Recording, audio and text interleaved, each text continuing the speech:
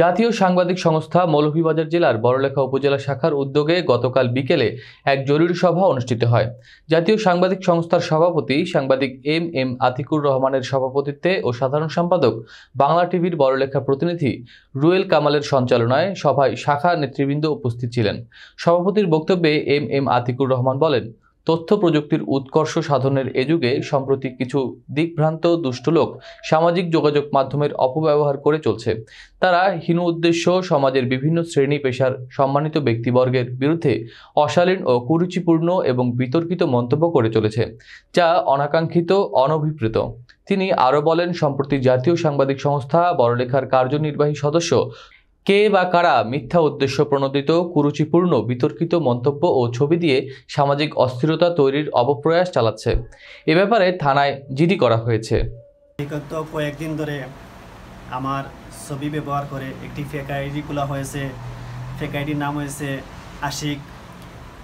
আমাদের বড়লেখার উপজেলার গণ্যমান্য ব্যক্তিবর্গ, জনপ্রতিনিধি যারা রয়েছেন, ওনাদের মান সম্মান, ওনাদের সম্বন্ধে খারাপ লেখালেখি করে অনেকে আমাকে ফোন করেছেন। আমার যারা ফ্রেন্ড সার্কেল যারা আছে না, ওরা আমাকে ফোন করে বলে যে ওনারা এই বড়লেখা উপজেলা চেয়ারম্যানের বিরুদ্ধে এবং আজিজ চেয়ারম্যানের বিরুদ্ধে, মন্ত্রী মহোদয়ের বিরুদ্ধে লেখালেখি করা এবং সে শঙ্কিত। আমরা আইন শৃঙ্খলা বাহিনী এবং গোয়েন্দা সংস্থার বিভিন্ন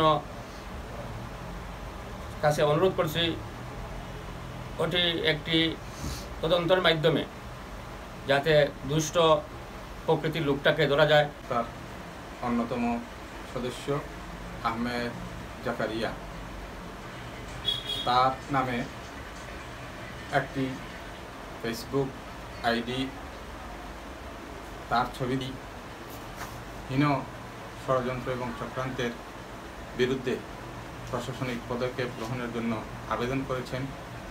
আমরাও জাতীয় সাংবাদিক সংস্থা বড়লেখা উপজেলা শাখার পক্ষ থেকে এই ঘটনার তীব্র নিন্দা এবং প্রতিবাদ জানিয়ে পুলিশ প্রশাসন সহ সংশ্লিষ্ট দায়িত্বশীলদের এ ব্যাপারে কার্যকর পদক্ষেপ গ্রহণের মাধ্যমে যারা এই ধরনের ফেসবুকে এবং বিভিন্ন তথ্য এর মাধ্যমে তথ্য সন্ত্রাসের আশ্রয় নিয়েছে, আমরা এর তীব্র নিন্দা